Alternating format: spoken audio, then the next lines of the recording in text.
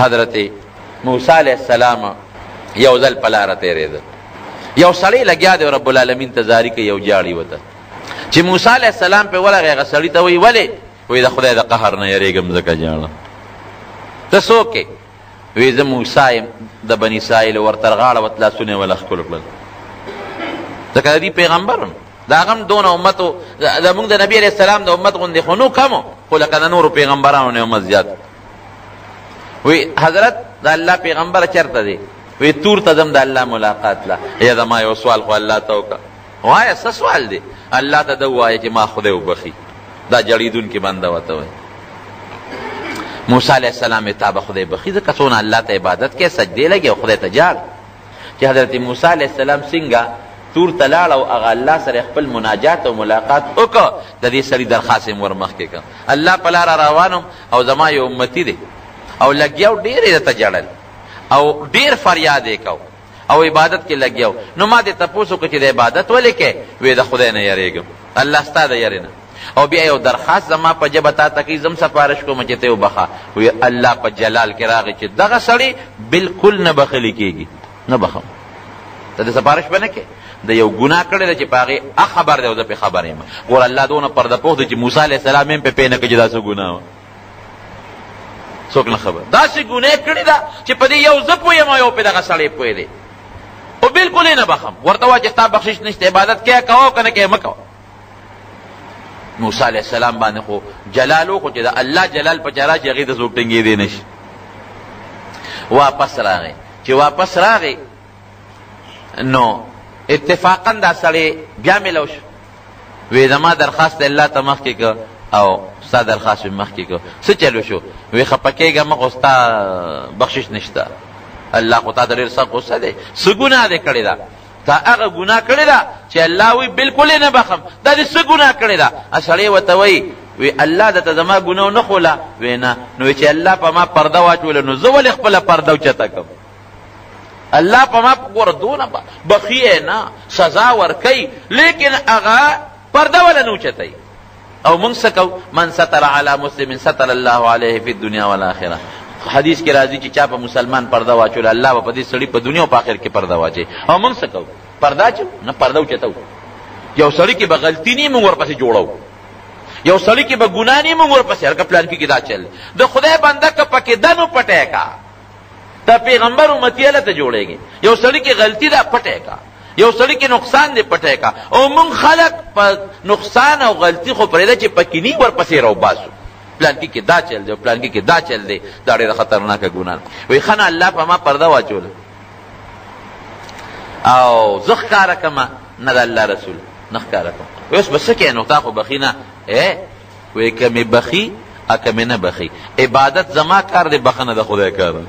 عبادت خو له نه پرېږدم، خفه کړی مې دی، نور یم خفه کړمه. خپل رب مې خفه کړی دی، غصه کړی مې دی، نور یم خفه کړم. که مې بخي که مې نه بخي، بخنه د هغه کار دی او عبادت زما کار دی، ورله به یې کوم او دقسې به ورته جاړم. او ولې؟ ځکه چې بل ذات نشته چې زه د ده نه لاړ شم او هغه ته وجاړم، او بل د بخنې خاوند نشته چې دا پرې پرېږدم او هغه له لاړ شم. نو د بخنې ذات هم دا دی او هغه ذات چې سړی ورته جاړي او فریاد ورته کوي هغه هم دغه دی. نو که ما بخي که نه بخي دقه جړا به ورته کوم او دې نه به ورته زیاته به کوم. دا زما کار دی او بخنه د هغه کار دی. څه موده پس موسی علیه السلام بیا لاړ تور ته، الله سره مناجات یې کو، رازداري کوله. چې فارغ شو نو رب العالمین ورته وی ای موسی، وی د هغه سړي هغه خبره خو دې ماله راوړې وه او چې واپس تلې در سره یې کومه خبره وکړه نو ادې ذکر نه کړه. وی الله واپس چې تلمه نو ما ته خو هغه داسې ووی او ته وی زه نه بخمه. وی اقه وخت مې وبخه چې هغه خپل عاجزي وکړه او خپل زاری وکړله. نو ما د خپل کتاب کې چې د عذابونو کوم کتاب دی هغې کې ورته نوم روان که او د مغفرت او د رحم او د جنت په کتاب کې مې ورته نوم ولیکه. قسم په خدای که د خدای نه زیات رحم په بل چا کې وي. مونږ لګیا یو خفه کوي او بیا هم روزي را کوي، مونږ لګیا یو او خفه کوي بیا هم جامه را کوي، مونږ یې خفه کوو بیا هم عزت را کوي، مونږ یې خفه کوو بیا هم بچي را کوي، مونږ یې خفه کوو بیا هم خوشحالي را کوي. ته خو به وکړې چا سره دا کار؟ حضرت عائشہ صدیقہ رضی اللہ تعالی عنہا فرمائی وی د شپې را پاسېدم او دا هغه شپه وه چې د حضور پاک ما سره وه، یوې بیبي سره به یوه شپه وه. نو چې را پاسېدم د شپې حضور پاک مبارک نو، ویړه کې مې داسې وسوسه غوندې پیدا شوه چې هسې نه بلې بیبي کره نیتلې، نو دا بن بیا خامخا خفه کېږي. هسې نه بلې بیبي کره نیتلې، نو را پاسېدم، نو د ټولو بیبیانو په کورونو کې وګرځېدم، یو کرم نو جماعت ته لاړم شپه تیاره، چې جماعت کې په مانځه چېرته نی ولاړ، نو جماعت کې نو په ویرېدم چې خدایا، او دا هغه ورځې وې د مدینې شریفې لومبۍ ورځې چې د یهودیانو او د کافرو د حضور پاک مبارک سره سخته دشمني وه. پې ویرېدم څوک تکلیف ورته ونه رسوي. نو فاطمه رضی اللہ عنہا کرالم حضرت علی صاحب کر ہمیں را پاسو ولی ایمه چې نبی علیہ السلام نشتا، ما کرے نن شپه او تیرې د شپې یو بیبي سره نشتا او نه جماعت کې شتا. وی علی صاحب را پاسید رضی اللہ عنہ، فاطمه رضی اللہ عنہا را پاسینا، حضرت حسن او حضرت حسین رضی اللہ عنہما دا ماشومان دیم را پاسید. وی علی صاحب راځه ما ته پتن ارانا مخکې شو، مونږ ورپسې شو، نو د حضور پاک د کوټې مبارکې ته مخامخ د بقی مقبره ده، دونه فاصله کې تقریبا لکه د دې ځای نه دې کندې ته سړي دي او یا دې سړکه پورې دي، دونه فاصله کې د بقی مقبره. علي صاحب مخکې مونږ ورپسې او د بقی چې کوم مقبره ده هغه زمانه کې قبرونه خو پکې لږ او بوټي و پکې، غټ غټ بوټي و پکې، د دې غرقد، د دې کیکر او د دې ازغیدار غټ غټ بوټي و پکې، سریخان او غزان. امخ کې دی مونږ ورپسې یو. دا یو د حضور پاک مبارک معجزه وه چې په کومه لار به لاړ نو په هغه لار به مخصوص خوشبویي پرېښوده، خولې مبارکې نه به خوشبویي تله، نو په هغه لار به یو مخصوص خوشبویي پرته وه. نو چې کوم د حضور پاک نږدې ملګري به زیات به ورسره ناست وو، نو هغې ته به پته لګېده چې دا د حضور پاک مبارک د وجود خوشبویي ده، نو په دې لار تللی ده. مشکات شریف کې د معجزاتو په باب کې د مشکات صاحب دا حدیث نقل کړی. ځکه یو موقع کې حضرت ابو هریره رضی اللہ عنہ فرمائی ای نبی علیہ السلام مونږ سره ناست وی پاسه لا وی زه ورپسې روان شوم او کوم باغ ته چې نبی علیہ السلام نه نوتم اقا باغ ته ورپسې ورغلم. داسې نور صحابه کرام، حضرت ابوبکر صدیق، حضرت عمر فاروق، حضرت عثمان ذو النورین، دا نږدې صحابه دی ته به دا پته لګېده چې حضور پاک مبارک په دې لاره تللی دی. ولې؟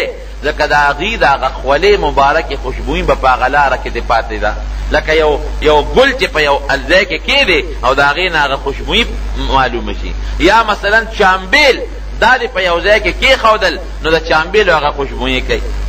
دغه رنګې د حضور پاک مبارک خپله خشته خوږه خوشبویي وه، نو صحابه به پې پوهېدل. نو علی رضی اللہ عنہ په هغه خوشبویۍ پسې روان شو، مونږ ورپسې یو. د بقی مقبرې ته ورغلو. حضرت عائشہ صدیقه رضی اللہ عنها فرمایي وی مقبره کې مراڼه ولیده، تیاره شپه کې، او په هغه رڼا کې د دواړو جهانو مبارک سردار په سجده پروت دی او جاړي، او په سجده کې یو آیات لولي ان تعذبهم فانهم عبادك وان تغفر لهم فانك انت العزیز الحکیم. دا د حضرت عیسی علیہ السلام ویلی دی، نبی علیہ السلام به د خپل امت دپاره استعمالی. یا الله زما د امت لکه تا عذاب ورکې، فانهم عبادک، نو خدای ستا بندگان دي. عجیبه لفظ استعمالی، ستا بندگان دي. نو چې ستا بندگان دي نو مناسب نه دي چې ول عذاب ورکې، او که ورکې نو ستا بندگان دي څوک تپوس درنه نشي کولی، د چا پې څوک پکې غرض نشي لرغولی. لکه یو سړي مرایې دی او وله ډب ورکوي، څوک ورته ویلي چې ولې دی وله ډب ورکړه، او وایي ستا ما سره څه کار دی، ما په بیه اخیستې دی او زما مرایې دی، زه پوه شو کار مې پوه شي. نو ان تعذبهم فانهم عبادک، خدای که ته زما د امت له چې ستا بندګان دي عذاب ورکې، نو ستا بندګان دي، څوک تپوس کولو والا درنه نشته، او بندګان دي په کار دي چې رحم پرې وکړي. وان تغفر لهم فانک انت العزیز الحکیم، او خدای که ته وبخې سره د ګناه نه معاف کې، نو د غلبې خاوند دی، څوک تپوس کولو والا درنه نشته چې ولې دې وبخل. او د حکمت خاوند دی، دې کې به دیم لوی حکمتي غټ حکمت به دی چې ډېر لوی رحم به وکړي، ډېر لوی رحم